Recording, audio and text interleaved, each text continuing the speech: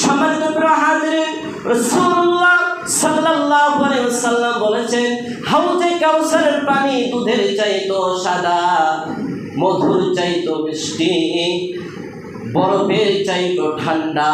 যে একবারে হাউজে কাউসারের পানি পান করবে সে কখনোই আর পিপাসিত হবে না। কিয়ামতের মাঠে সেই 50,000 বছরের দিনটা লম্বা হবে। কেউ যদি একবারে হাউজে কাউসারের পানি পান করে তাহলে সে কখনই আর পিপাসিত হবে না।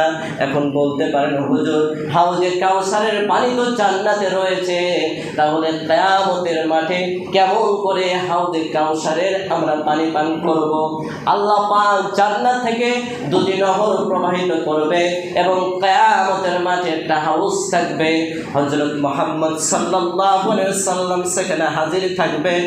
নবীজির উম্মতেরাকে নবীজি